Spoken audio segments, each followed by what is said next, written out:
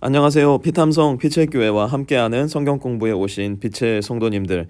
오늘 월요일에 여러분들과 함께 새로운 성경 데살로니가 전서 함께 공부할 수 있게 되어서 참 감사하고 너무너무 기쁜 마음입니다. 우리 너무 중요한 데살로니가 전서 말씀 다음 5주 동안 한 절 한 절 함께 공부하게 될 텐데요. 이 데살로니가 전서 말씀을 함께 공부하면서 우리 주님의 다시 오심을 더욱더 기대할 수 있는, 또 주님을 더욱더 깊이 사랑할 수 있는 우리 모든 빛의 형제 자매님들 되실 수 있었으면 좋겠습니다. 함께 기도하고 오늘 데살로니가 첫 번째 시간 함께 공부해 보겠습니다. 하나님 고맙습니다. 오늘 데살로니가 전서 말씀 우리 빛의 교회에 공부할 수 있는 시간 주셔서 너무 감사드리고, 또 이 시간 주님의 말씀을 가까이 대하기 위해서 이 말씀 공부 앞으로 함께 나온 우리 빛의 성도들 함께 허락해 주셔서 너무 감사드립니다. 이 말씀 잘 배우고 잘 익혀서 이 말씀을 들고 어제 주일 예배 시간에 말씀을 들으며 배웠던 것처럼 하나님의 말씀, 성경을 할 수 있는, 우리 삶 가운데 순종할 수 있는 우리 모든 빛의 성도 될 수 있게 도와주시옵소서. 예수님의 이름으로 기도드렸습니다. 아멘. 오늘부터 데살로니가 전서 말씀 공부 시작할 텐데요. 1장 1절 말씀 오늘 함께 읽고 공부해 보겠습니다. 함께 읽습니다. 바울과 실로아노와 디모데가 하나님 아버지와 주 예수 그리스도 안에 있는 데살로니가 사람의 교회에 이 편지를 씁니다. 은혜와 평화가 여러분에게 있기를 빕니다. 아멘. 데살로니가 전서는 바울의 인사로 시작이 됩니다. 바울과 실로아노와, 우리가 실라라고도 알고 있는 인물이죠, 디모데가 하나님 아버지와 주 예수 그리스도 안에 있는, 여기에 굉장히 중요한 표현이 바로 이건데요. 하나님 아버지와 주 예수 그리스도 안에 있는 누구에게요? 데살로니가 사람의 교회에 이 편지를 씁니다. 그럼 한번 생각해 봅시다. 데살로니가는 도대체 어디일까? 바울의 2차 전도 여행을 보면요, 바울의 2차 전도 여행은 안디옥에서 시작이 됩니다. 안디옥에서 사실 굉장히 큰 싸움이 있었어요. 1차 전도 여행을 바울이 누구와 함께 했는지 기억나십니까? 바울과 아볼로가 함께 1차 전도 여행을 떠났었습니다. 1차 전도 여행 후에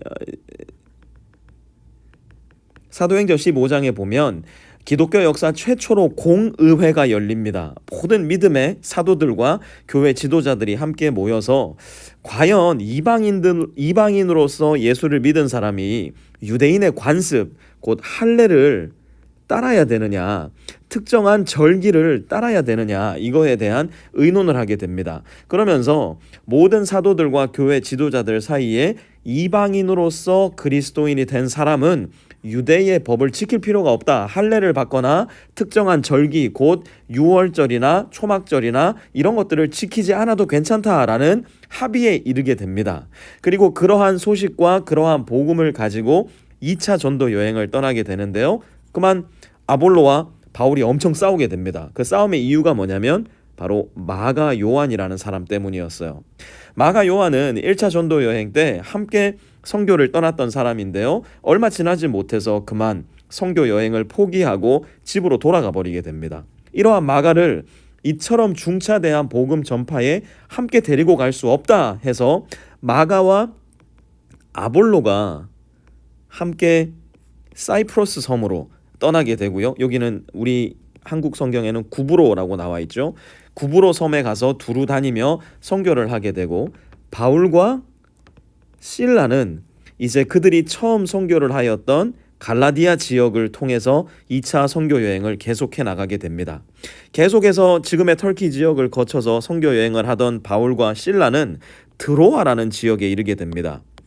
드로아라는 지역에 이르러서 기도를 할 때에 환상에 마게도니아 사람들이 나타나서 이리 와서 우리를 도우라라는 환상을 보게 됩니다. 그리고 바울은 그것을 하나님께서 더 이상 소아시아 지역에서 선교를 하라는 것이 아니라 이제는 새로운 지역, 곧 마게도니아 지역으로, 그리고 아가야 지역으로 우리를 보내시는구나 생각을 하게 되고, 이제 선교 여행의 방향을 더 이상 갈라디아 지역이 아니라 새로운 지역, 마게도니아 지역으로 확대하게 됩니다. 그래서 사모드게라를 거쳐서 네폴리아를 거쳐서 빌립보라는 지역으로 들어가게 됩니다. 우리에게 익숙한 빌립보, 그리고 빌립보서가 기록되게 된 빌립보라는 지역으로 가게 되죠.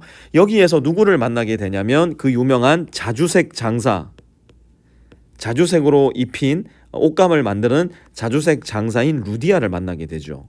좋은 통역자를 만나게 되는데 이 뒤에 또 빌립보 지역에서 누구를 만나게 되냐면 점을 치는 한 소녀를 만나게 됩니다.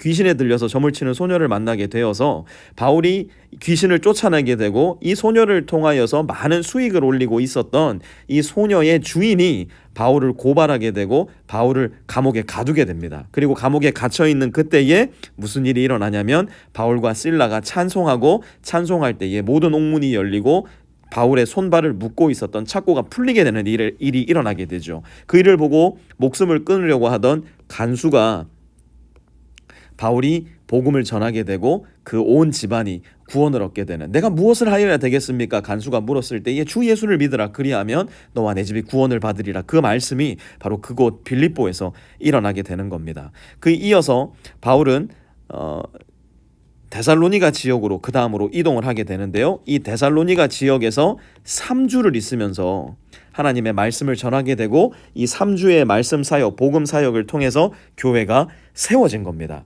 여기에서도 마찬가지로 바울은 많은 고난과 환난과 핍박을 입고 그 다음 장소로 이동하여서 계속 복음을 전해 나가는데요. 한번 생각해 보세요. 이러한 일을 겪었던 데살로니가 과연 바울의 마음에 어떤 생각으로 자리 잡고 있었을까요? 아유, 그곳은 지긋지긋해. 거기는 다시는 안 가고 싶어. 충분히 생각할 수 있었겠지만 바울은 그렇지 않았어요. 하나님 아버지와 주 예수 그리스도 안에 있는, 무슨 얘기입니까? You are my brothers and you are my sisters in Christ. 바울은 이야기를 하고 있는 겁니다. 아무리 많은 고난과 환난과 박해를 당했어도 하나님께서 만약 예수님을 믿게 하신다면, 하나님께서 이방인들로, 나의 원수들로, 나를 핍박하는 자들로 예수 그리스도를 믿게 만든다면 나는 기꺼이 가리라, 나는 기꺼이 그들을 사랑하리라 라는 마음이 이 편지 안에는 드러나 있는 겁니다. 그리고 바울은 이렇게 말해요. 은혜와 평화가 여러분에게 있기를 빕니다. 여러분, 우리에게는요 기억이라는 게 있어요. 특히 아픈 기억, 누군가 나를 아프게 한 기억, 고통, 상처, 이런 거는요 쉽게 잊혀지지 않아요. 희한하게도 누가 나한테 좋게 해줬어, 고마운 기억, 은혜를 입은 기억, 이거는요 되게 쉽게 까먹습니다. 그런데 누가 날 아프게 했으면 이거 절대 안 까먹어요. 내 마음 가운데 끝까지 품고 갑니다.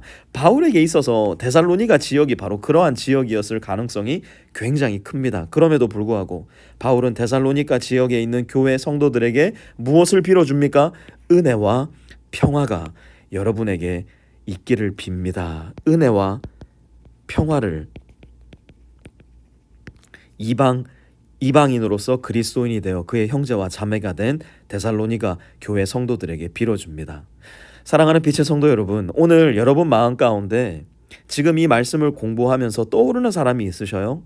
내가 은혜와 평화를 빌어줘야 되는, 하나님, 그 형제, 그 자매, 혹은 정말 솔직하게 이야기하면 그 사람 내 원수인데 그 사람에게도 하나님의 은혜와 평화가 필요하죠. 혹시 그렇게 떠오르는 사람이 있으십니까? 그러면 우리 오늘 함께 성경을 해봅시다. 어떻게 해요?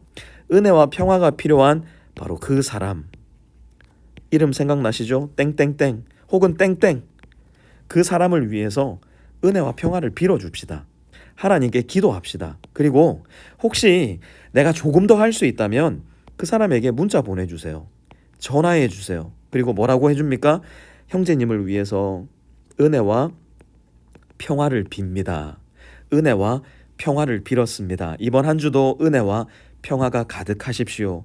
이렇게 우리가 서로에게 하나님의 은혜와 평화를 나눌 수 있었으면 좋겠어요. 우리 중 그 누구도 데살로니가에서 바울이 당했던 그 극심한 박해 아마 당하지 않았을 거예요. 그러한 식으로 고통을 당해보신 적은 없을 거예요. 그럼에도 불구하고 바울은 은혜와 평화를 그들에게 빌어주었던 것처럼 우리도 바울의 모습을 닮아서 우리 이웃을 위해서, 우리의 가족을 위해서, 우리 교회 형제와 자매를 위해서, 우리 직장과 학교와 내 교우 관계, 내 친구 관계에서 만나게 되는 사람들에게 은혜와 평화를 빌어줄 수 있는 은혜와 평화의 전달자들이 되었으면 좋겠어요.